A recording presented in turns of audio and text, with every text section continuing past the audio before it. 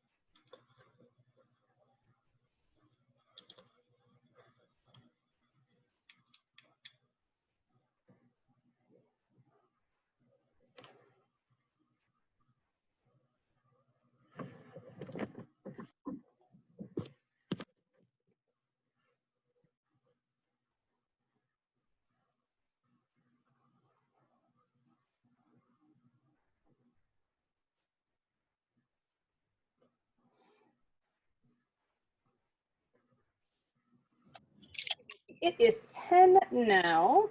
We are going to do a group activity, but I want to give other people a chance to sign on first. So I'll start by asking what questions people might have about the exam on Wednesday.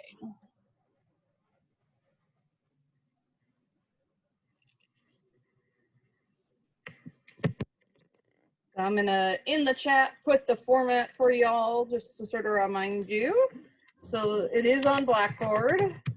So on Wednesday, I'll tell you where to go, but it'll be under exams and quizzes. And there are going to be 30 multiple choice questions. And there will be 3 extra credit questions. And then I actually, when I taught this class 3 years ago, I redesigned the last part of the exam, and I think it's slightly different than what's on the review sheet, but I like it a lot better. So you're gonna have 4 essentially definitions, short answers. And those you get to choose from a pair. So if you don't know one term, you get to choose the other. And those are worth 5 points each. And the 30 multiple choice questions are worth 1 point each. And the 3 extra credit questions are also worth 1 point each.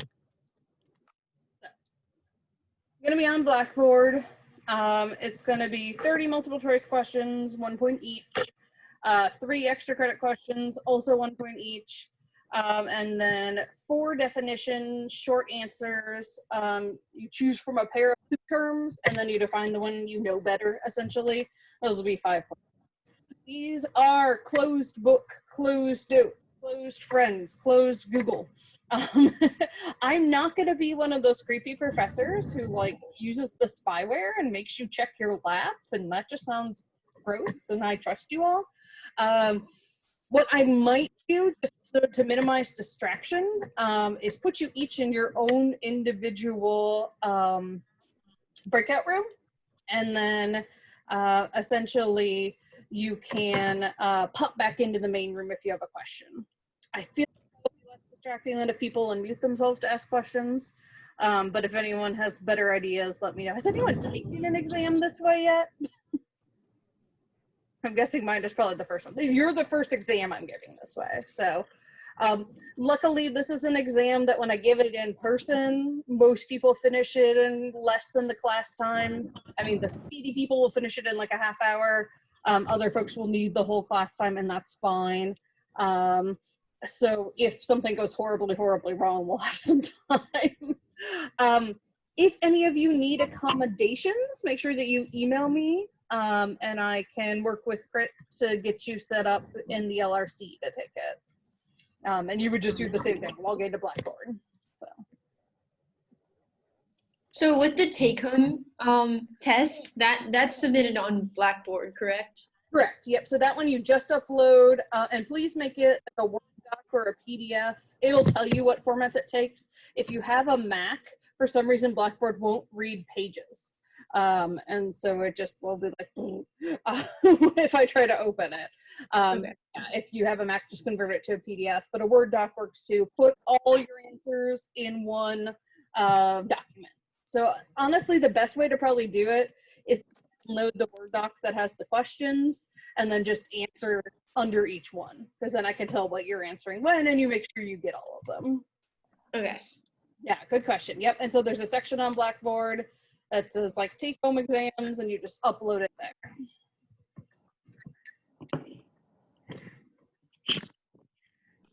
Other questions? Is there like anything we can do for like to practice or like quiz ourselves or? You know, I don't have any kind of practice quizzes, but what I used to do, and actually this is nice, I can kind of give you a demo, is so I used to take like, and this is essentially cards, but I used to take like a piece of paper, draw a line on the middle, and then I'd write like the term on this side, the definition on the other, and quiz myself that way. I just liked that better than carrying around a giant stack of flashcards. But that I found was pretty effective. I also recommend, you know, getting together with someone in class and like talking through some of the stuff you're stuck on with them. I did that for this class when I took it as an undergrad, and it was really helpful to me. Yeah, give yourself enough time to go over all the terms.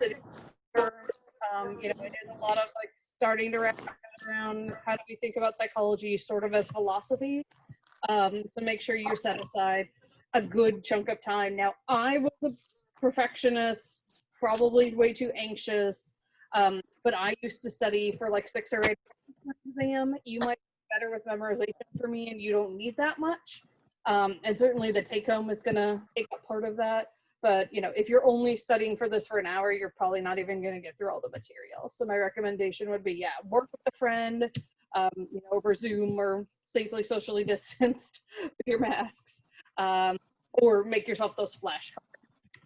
There is a review sheet on Blackboard, so make sure you use that to guide you. Again, I apologize, I didn't get a chance to update it, so the chapter numbers aren't right, I don't think, but the terms and materials are all correct. So good question, Bianca. Any other questions about the exam? One more question. How long did you are you expecting for like our short answer?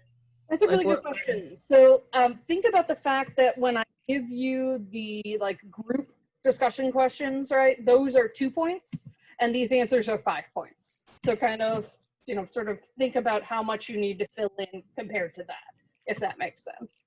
Basically, I want enough that you're actually answering the question. It's none of them are a yes, no, right? None of them are a 1-sentence answer. Essentially, use this as a time to show me what you know. So, you know, there have been people who've answered them well in 3 sentences. There have been people who have needed, you know, half a page for one. It just really depends on how verbose you are. So I can't give you like a word count, but just to make sure you're answering the question and you'll be good. Yeah, they can't be answered in a sentence. You'd miss a piece. Unless it's a really long run-on sentence. Other questions? Good question, Megan. The Pieces book, no. So the Pieces book I do expect you to use for the short answers. So you'll see there are actually instructions that say if you don't use the Pieces book, you get points off. But there's nothing from the Pieces book on the in-class part of the exam. Good question. Yeah, just the main textbook and the class notes, most of which will dovetail, obviously. But there's a little bit of deviation on both.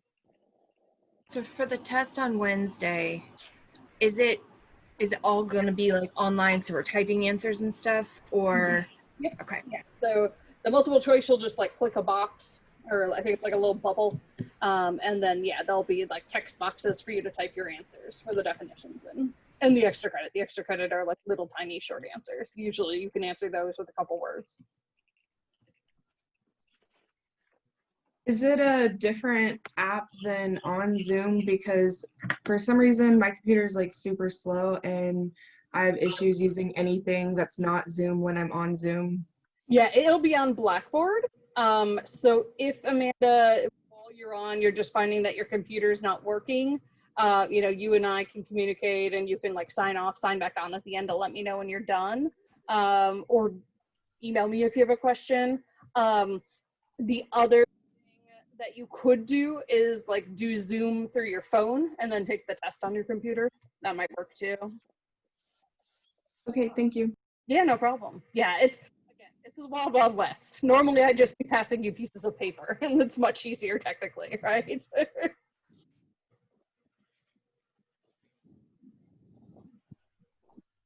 All right, any other questions? Well, obviously if you have any between now and then, please email me, or if it's really pressing, go ahead and set up an appointment tonight, this afternoon or tomorrow with me. I will try to be much more diligent about my email. It's been kind of slipping away from me a little bit. I tried to catch up like for good this weekend, so we'll see.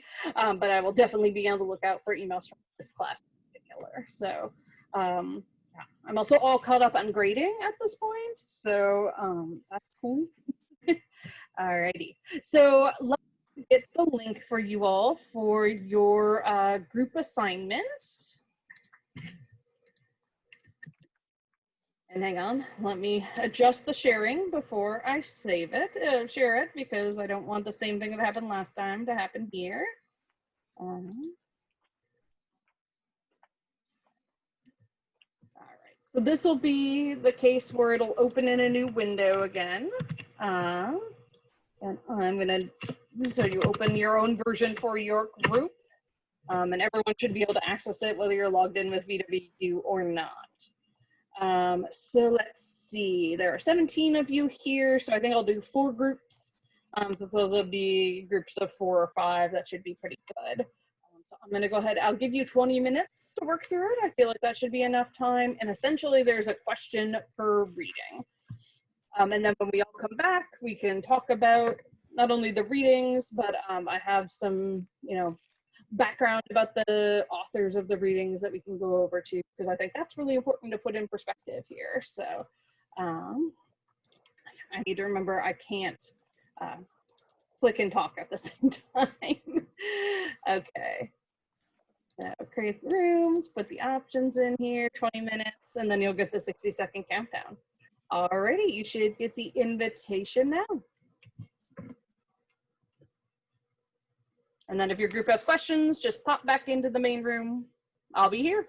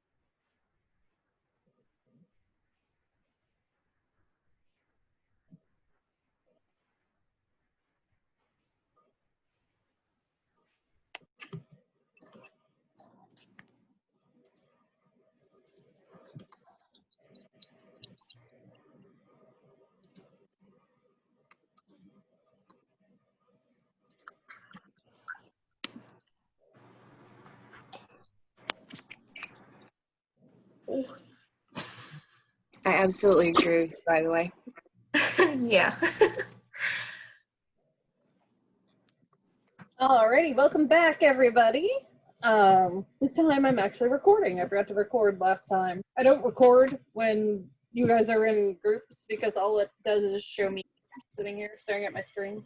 So I did post the PowerPoint where you found the readings for today in case anyone wants to go back and look at that again as a reference point.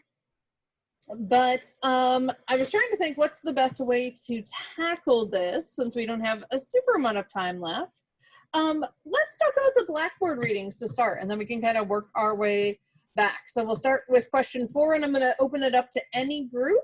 How would your group explain the findings in the Kamaraju and Coakley article? Were there any differences, or why were there differences for Black and white college students?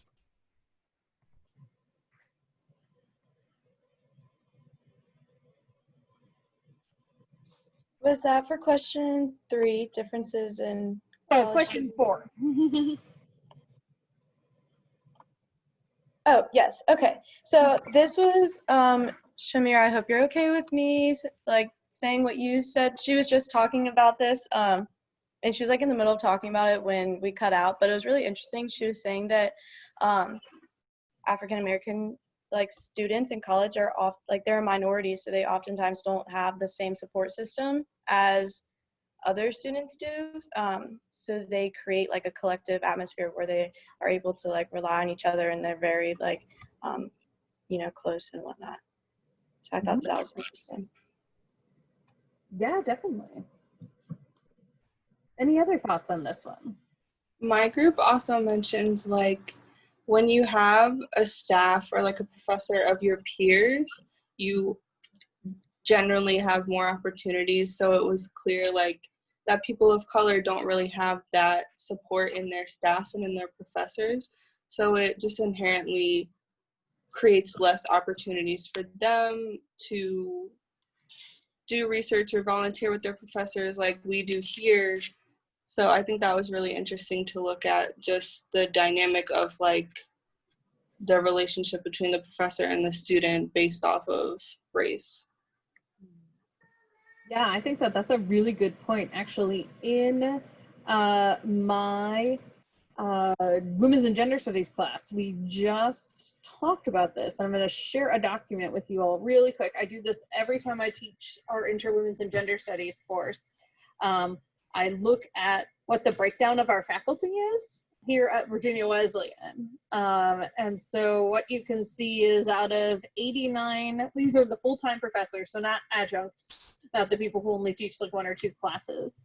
But we only have 5 who are African American, 4 who are Latinx, 1 who is Asian, and then we have a couple who are other. When I do this, I only indicate people who are out to me. So I only know of 2 LGBTQ plus professors on campus. Male-female breakdown is a lot better than when I first got here. It used to be that there were a lot of men at full professor, which is the highest rank. It's obviously a lot closer now. But I just thought, in light of what you were saying, that that would be interesting for you all to take a glance at.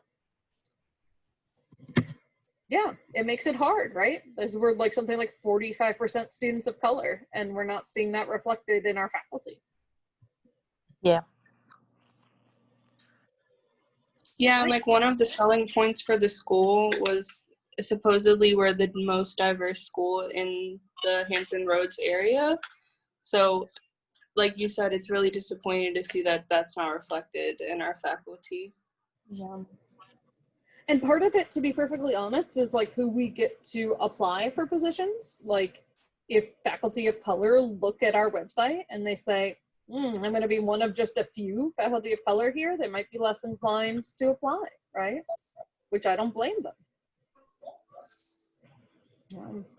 Well, let's take our last 4-ish minutes or so and talk about the 5th question, which talked about the article that went through how homosexuality used to be part of the DSM. It used to be a diagnosis.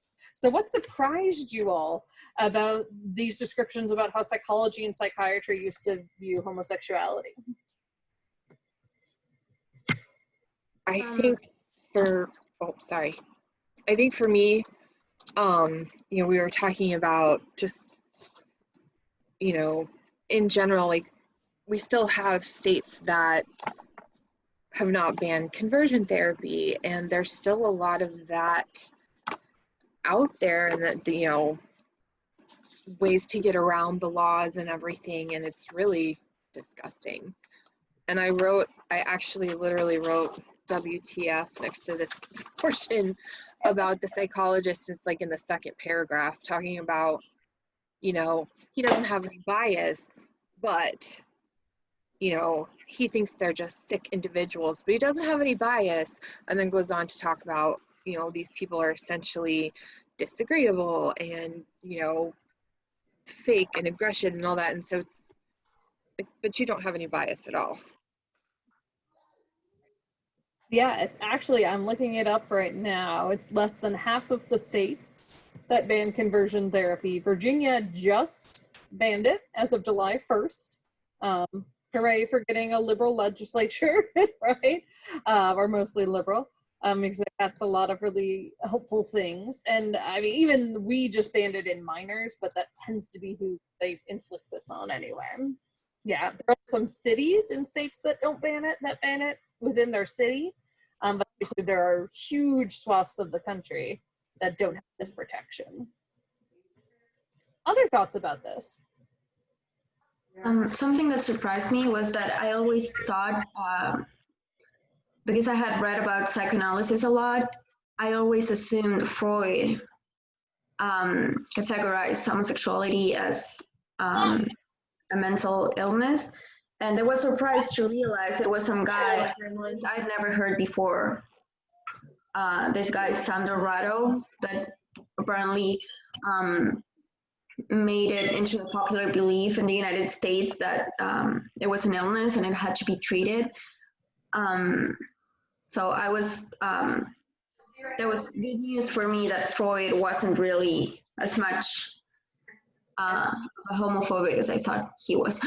So. Yeah. So for him, it was a developmental issue, not an abnormality, which is sort of interesting to think about, right?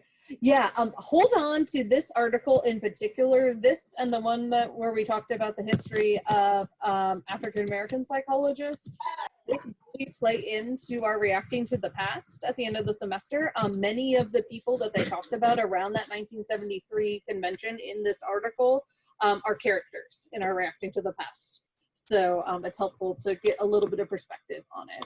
I'm throwing the exam format back in the chat for anyone who wasn't signed on when I posted it at 10:03. Again, if you have questions, please email me between now and then. Do try to get to class on time so that we can all start right away.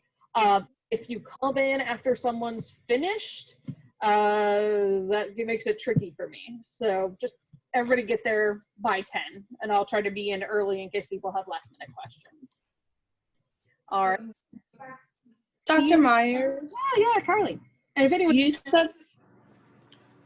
said that we can do like the test on our laptop but have our phone propped up, right? Because I normally do Zoom on my phone, and I don't know how I could take a test on my phone. So yeah, please use your computer if at all possible. It'll be a lot easier, especially for the. Okay, thank you. Good question. Yep, and the Zoom is basically just in case you all have questions. I want to replicate as much of the in-class experience that you can ask questions in real time. So again, I'm not going to be making and just myself. Yeah, Miranda, go ahead. Sorry, just to clarify, what portion is in class versus what portion is take home? Half. So 50 points in class, and the take home's worth 50 points. And when is the take home portion due? At the time of the exam, so 10 a.m. on Wednesday. Thank you. Yep, good questions. Alrighty, well, everybody have a good day. See you Wednesday. Bye. Actually, I do have another question, Dr. Myers. So for the take home, it says that we I know it's a requirement that we use the Pieces book, but I kind of freak out because it's like, do not quote. And I'm like, well, what if we want to use something from the Pieces book? Just kind of from the piece of book, that's okay. What I'm trying to avoid is people just like copy pasting definitions from our textbook. Essentially. Oh, okay. Because I was like, how am I supposed to do that? That's fine. If you want to go from the pieces book, that's fine. Okay, thank you. Welcome. Okay, hi. I just need to check in with you again. I swear to the Lord above, I've been trying to get on this Zoom call all morning. I don't know if it's just me, but Zoom was just not cooperating this morning, and I'm feeling so stressed out about it because I swear, like, I've been trying, and I feel like it's like this class, like the technical difficulties have happened twice now, and I swear I'm a committed student. I care about your class, all of this stuff. And it's like, it's stressing me out because I don't want you to think that I'm like not coming to class and like all this stuff. So I just want you to know that I'm super sorry and I'm trying really hard. And I'm planning on watching this later, like the thing later today. And then could I make like a post it? It'll probably be posted like 1 at the latest. Okay, and I also know that there have been assignments in the past, like classes that I've been struggling with technology. Am I allowed to make those up in some way, or are those just like Just shoot me an email so I know to share it with you. Okay, I will. Okay, I'm so sorry. Honestly, the past week has been like super not great, but I'm really sorry. I promise I was trying to get here, and I'm sorry that you've been having tech problems. That's really frustrating. And it feels like an excuse, and I promise it's not an excuse. I was trying to get here the whole time. Oh, I completely understand. I know that Zoom is not always the most helpful. Okay. If I'm planning on watching this, can I make a Google like meeting with you so that if I have any questions after the fact that I can get those answered? Is that okay? Okay. Yeah, Thank you of so course. much.